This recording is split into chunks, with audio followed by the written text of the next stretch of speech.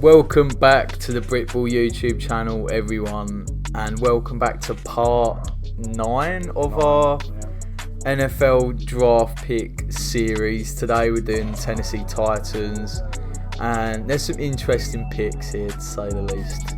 Definitely the first one. Yeah. So first off, we have an absolute shocker. Our first U on the series. Yeah, the first U we've given in the series, and that is Isaiah Wilson. It just reminds me of Jamarcus Russell, that level kind of bust, just a totally wrong attitude, and someone that's ate their way out of the league. And also managed to drive under the influence and just do donuts in his car in the motorway, in the middle of the motorway. What the hell? Like, you have such a privileged position being in the first round. You're getting paid so much, and then literally you've managed to act so poorly, you're not even guaranteed any money anymore. So good job. But he was part of the stacked offensive tackle class last year, and he was kind of the last one taken high up.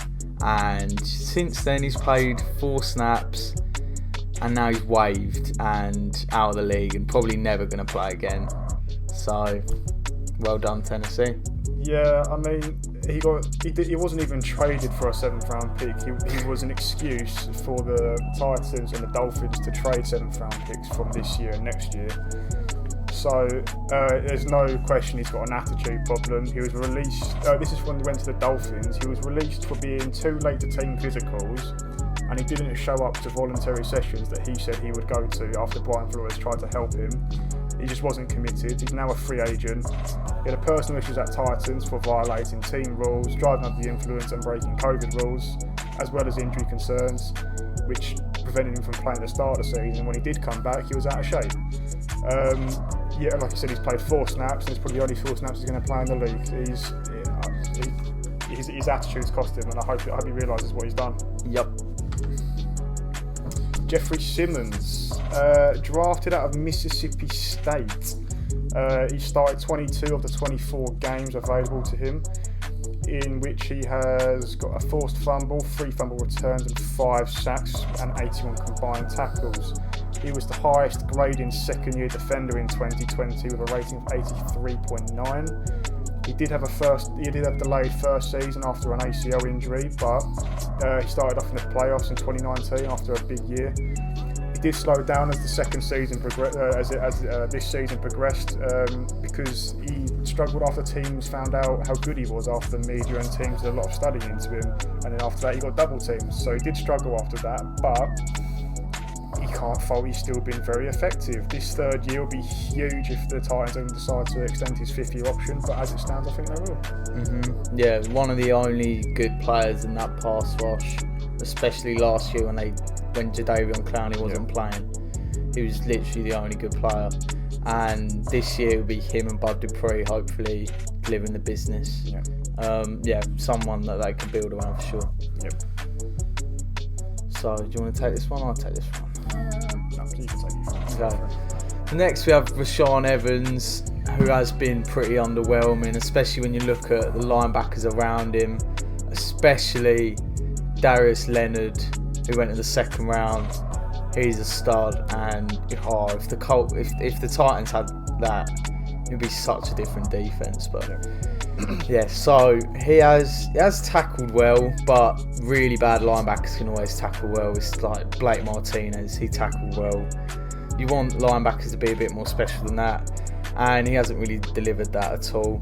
No sacks, no forced fumbles this season, and a very low PFF rating. I know they're not all, you don't live by PFF ratings, but 50 is not the best, and he can still turn up. I mean, we didn't see Bud Dupree really perform until his 4th, 5th years, so hopefully next season he can turn it around, but we'll give him a C for now.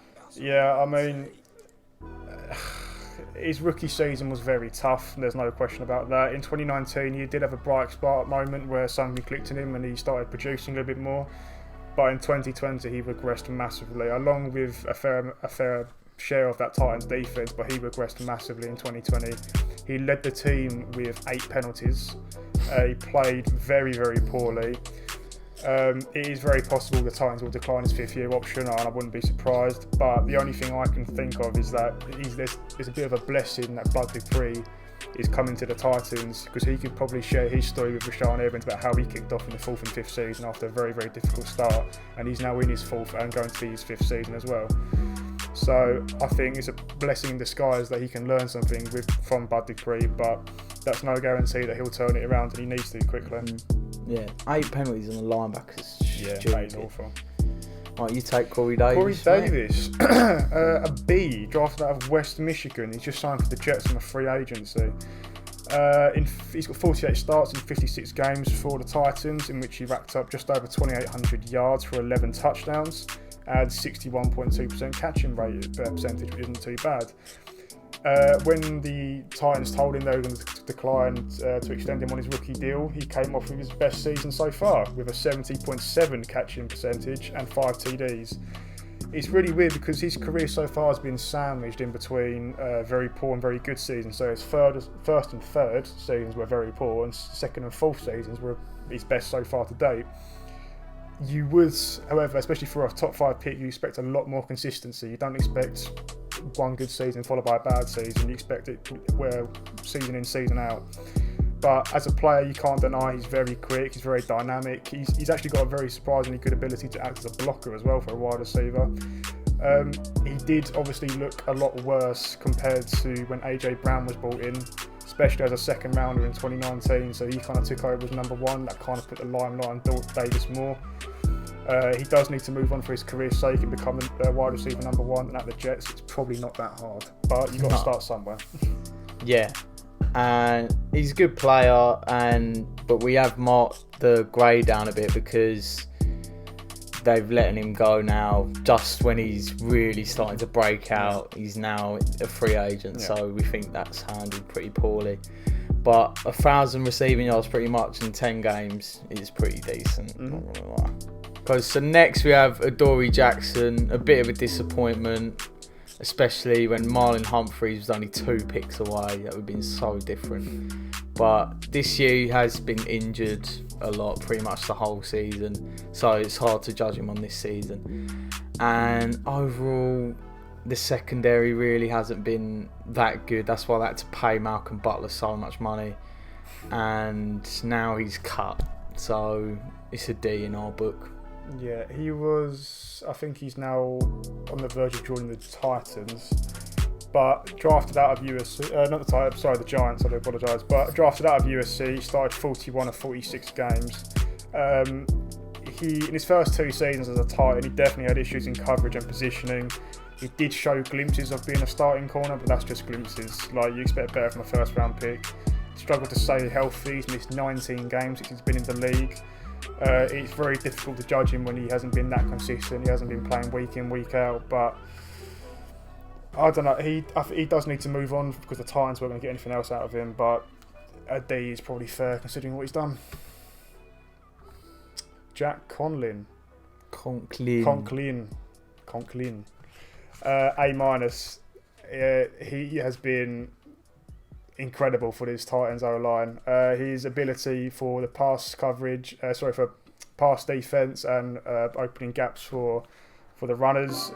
It's what you wanted an O-lineman, to be honest. You look at the stats: 2 penalties, 2 sacks allowed. He's a first team All-Pro, which he was in his rookie season as well. So he came into the season with flying colours, and he's joining good company as well with Ronnie Stanley and Larry Tunsil. But yeah, he's been one of the Titans' best players since they've been drafted. What an O-line class that is, just so I can point out. The first 3 O-linemen taken, absolute studs. And now he's fitted in like a glove with the Browns and he's getting paid big time. But he can command that run game easily and give Baker protection because he's slow as a boat. So it's a good job that he's there. He's a very good player. We would give him an A+ if he was still on the Titans, but they declined his 5th-year option. They seem to be really poor at the 5th-year option timing. I think they end up declining really early, or they just don't get the boys paid. So that's another issue. But overall, it's still a decent pick. It's a brilliant pick. And that is all she wrote for the Titans. What are we going to do next? In the series?